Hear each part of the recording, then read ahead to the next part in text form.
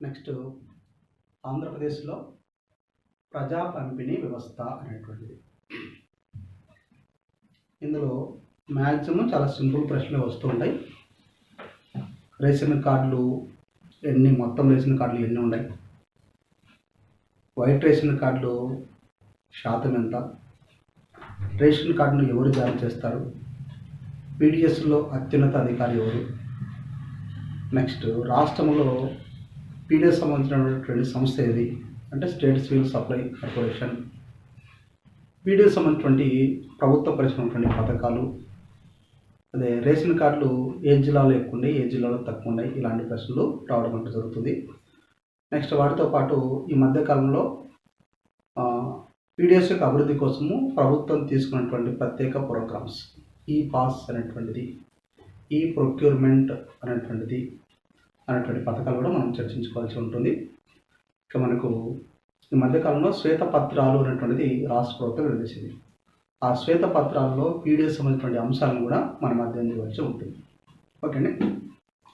First మనకు ఆంధ్రప్రదేశ్లో ప్రజా పంపిణీ వ్యవస్థ. ఆహార భద్రతా చర్యల్లో భాగంగా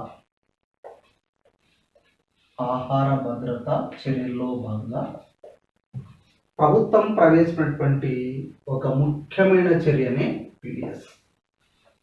ఆహార భద్రతా చర్యల్లో భాగంగా ప్రభుత్వం చెప్పినటువంటి ముఖ్యమైనటువంటి చర్యల్లో పీడిఎస్ అనేది ఒకటి అని చెప్పుకోవచ్చు. బ్రిటిష్ వారి పరిపాలనా కాలంలోనే పీడిఎస్ కూడా పునాదులు ఏర్పడ్డాయి. బ్రిటిష్ వారి పరిపాలనా కాలంలో 1943వ సంవత్సరంలో బెంగాల్లో భయంకరమైన కరువు వచ్చింది. ఆ కరువును దృష్టిలో ఉంచుకొని బ్రిటిష్ ప్రభుత్వం కూడా పేదలకు తక్కువ ధరకు నిత్యావసర వస్తువులను పంపిణీ చేసే కార్యక్రమాన్ని స్వాతంత్రానికి పూర్వం ప్రవేశపెట్టింది. అనగా రెండవ ప్రపంచ యుద్ధం తర్వాత పేదలకు నిత్యావసర వస్తువులను పంపిణీ చేసే కార్యక్రమాన్ని బ్రిటిష్ ప్రభుత్వం ప్రవేశపెట్టింది. స్వాతంత్రం వచ్చిన తర్వాత 1955వ సంవత్సరంలో నిత్యావసర వస్తువుల చట్టాన్ని చేశారు. నిత్యావసర వస్తువుల చట్టాన్ని చేయడం అంటూ జరిగింది. ఈ చట్టానికి 1981వ సంవత్సరంలో సవరణలు చేశారు, అంటే మార్పులు చేయడం అంటూ జరిగింది.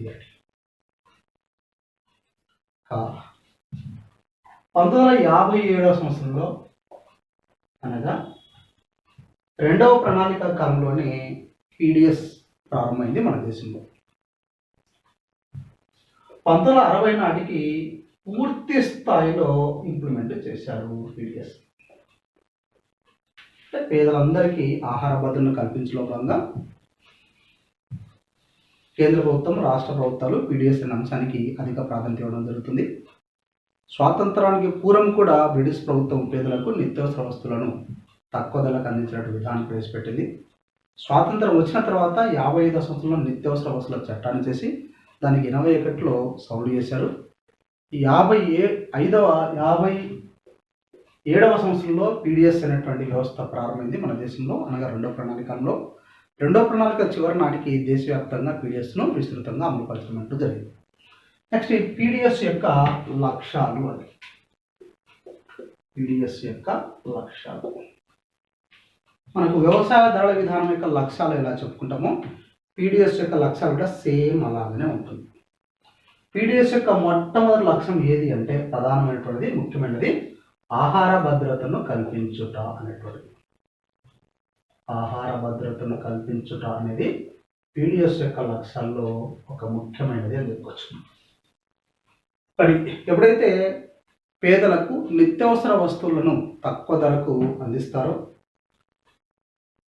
ఫలితంగా ప్రజల యొక్క జీవన ప్రమాణ స్థాయి కూడా పెరుగుతుంది. మరి ఇక్కడ పీడిఎస్ యొక్క మరొక లక్ష్యం ఏది అంటే నిత్యావసర వస్తువులను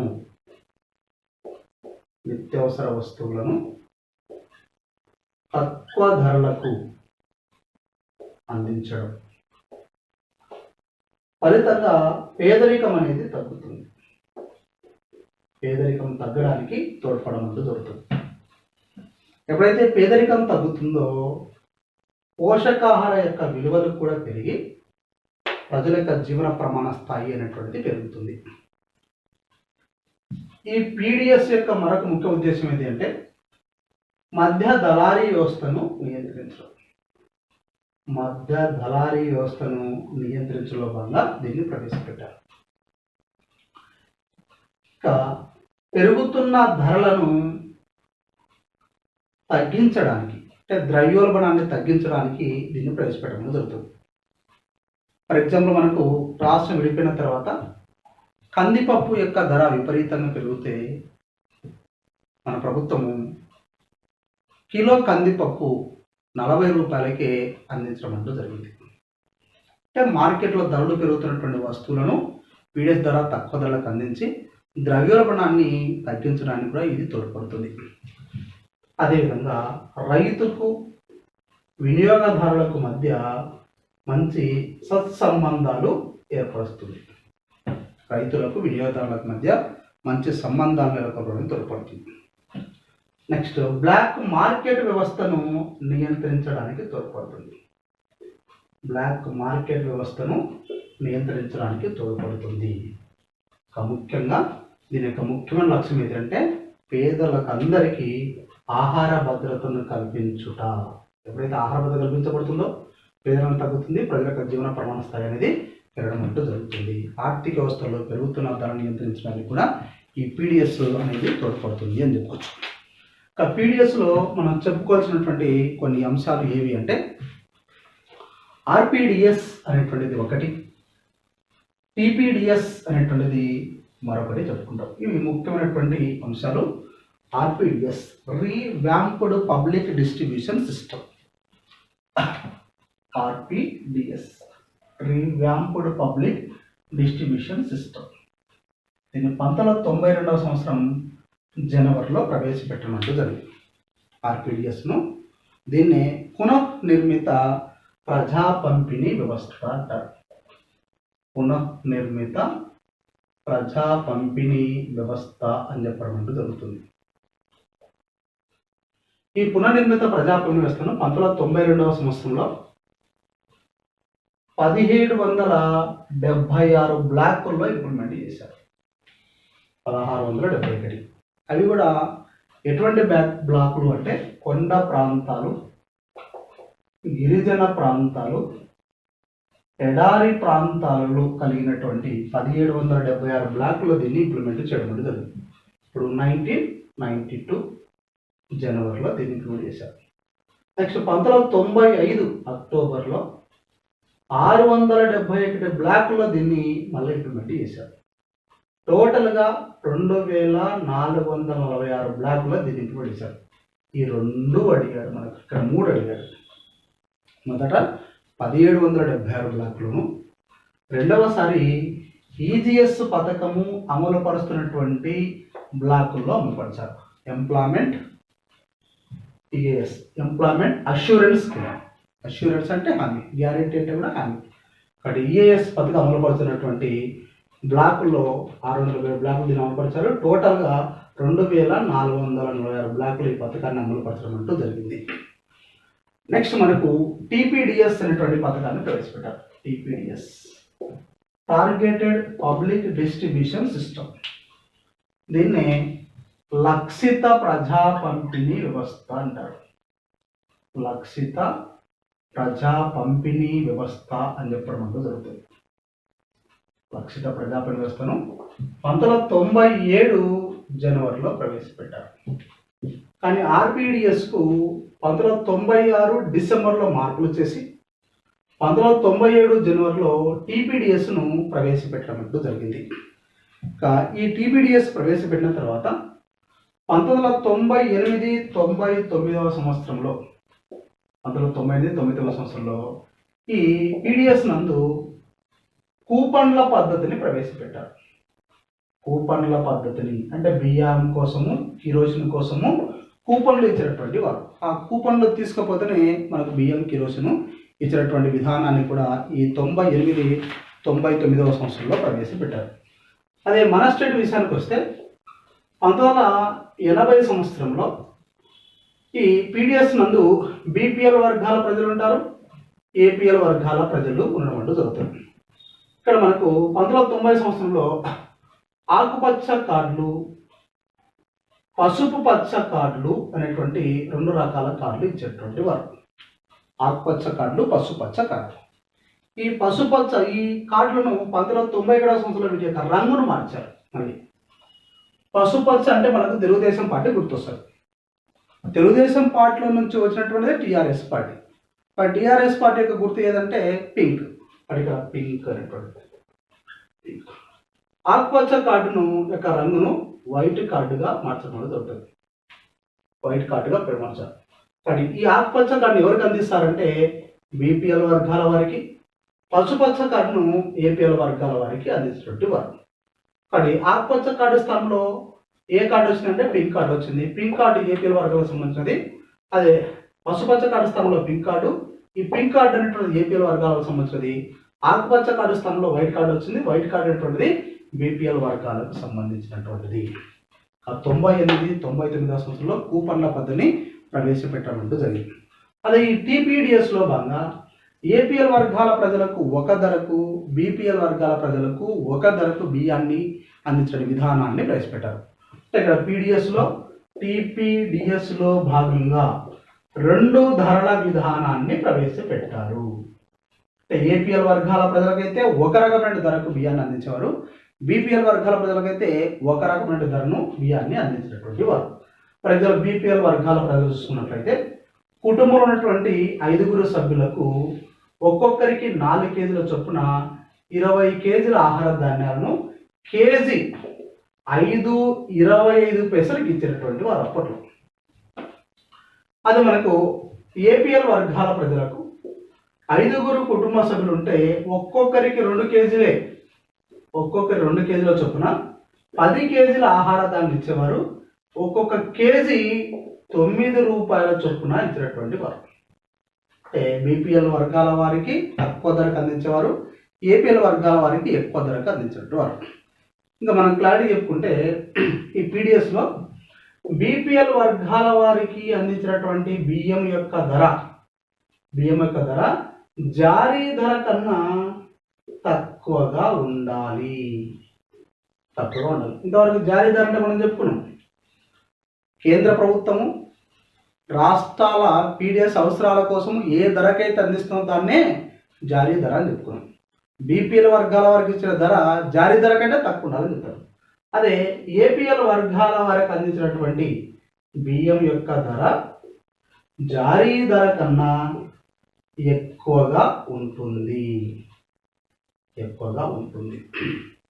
ఇలా మనకు టీబీఎస్ ద్వారా అనేకమైనటువంటి మార్పులు ప్రవేశపెట్టుకుంటూ రావడం అంటూ జరిగింది మన స్టేట్లో.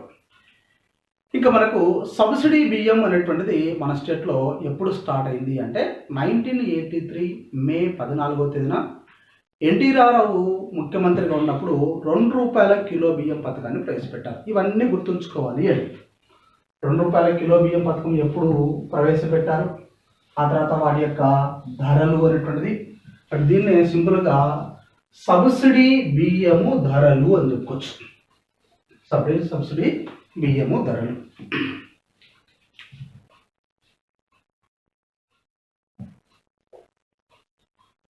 సబ్సిడీ బియ్యము ధరలు ఆంధ్రప్రదేశ్లో సబ్సిడీ బియ్యం ధరలు.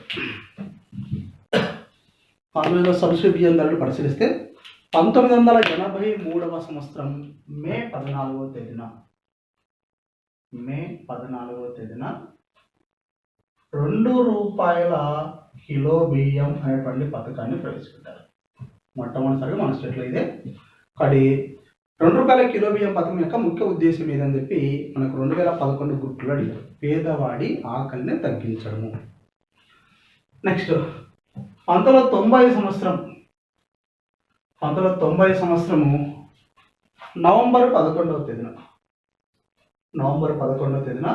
1.90 పైసలకే కిలో బియ్యాన్ని అందించడం జరిగింది. 1992వ సంవత్సరం అక్టోబర్ 27వ తేదీన 3.50 పైసలు చేశారు. 1995 జనవరి 1వ తేదీన ఇక్కడ మన ముఖ్యమంత్రి ఎన్టీ రామారావు గారు లక్ష్మీపార్వతిని వివాహం చేసుకున్నప్పటికీ రెండవసారి మళ్ళీ ఇక్కడ అధికారంలోకి వస్తాడు. ఇక్కడ మళ్ళీ 2 రూపాయలకే కిలో బియ్యం పథకాన్ని ప్రవేశపెట్టారు. మనకు 1995వ సంవత్సరంలో ఆగస్టు సంక్షోభం అనేది రావడం జరుగుతుంది. 1995 సెప్టెంబర్ 1వ తేదీన చంద్రబాబు నాయుడు అధికారంలోకి రావడం జరుగుతుంది. అక్కడ వచ్చినటువంటి జస్ట్ 1 ఇయర్ లోపే 1996 ఏప్రిల్లో 3.50 పైసలు చేస్తారు. 2000 సంవత్సరం ఏప్రిల్ 10వ తేదీన 5.50 పైసలు చేస్తారు. అంటే చాలా ధర, అత్యధిక ధర, ఇది గరిష్టమైన ధర ఇదని చెప్పుకోవచ్చు.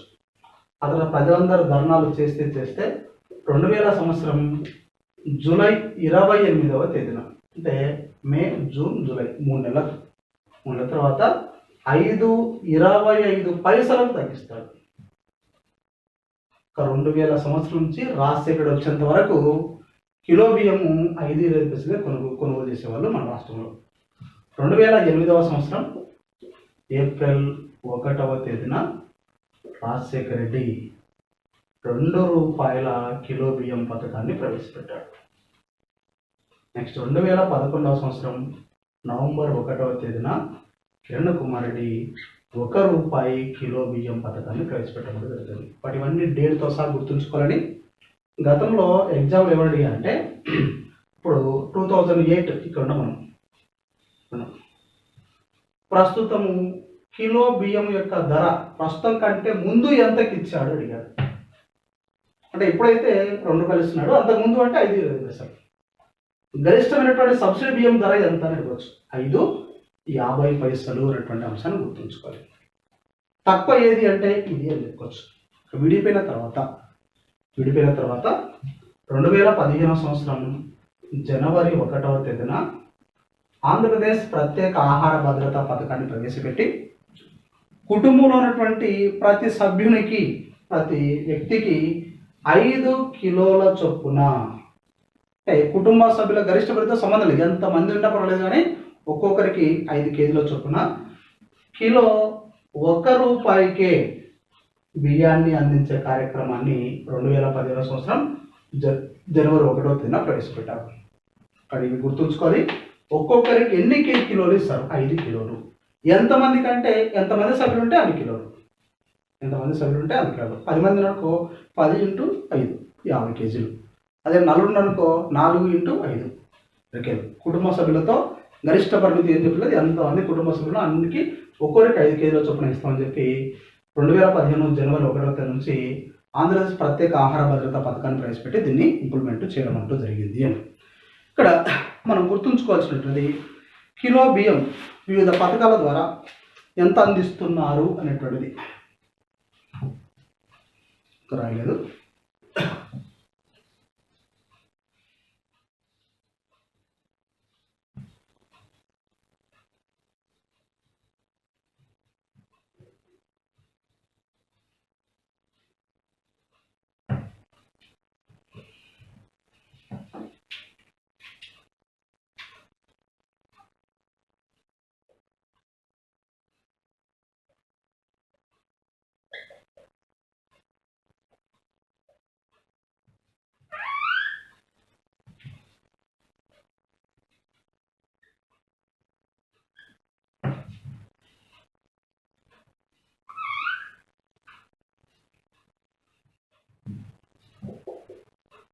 బియ్యం వైట్ కార్డు ధరలు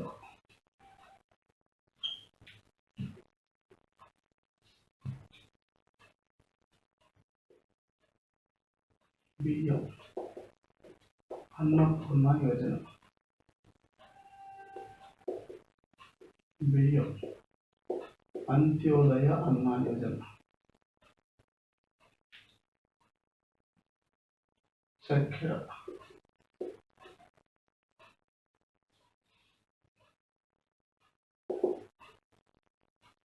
గోధుమ పిండి,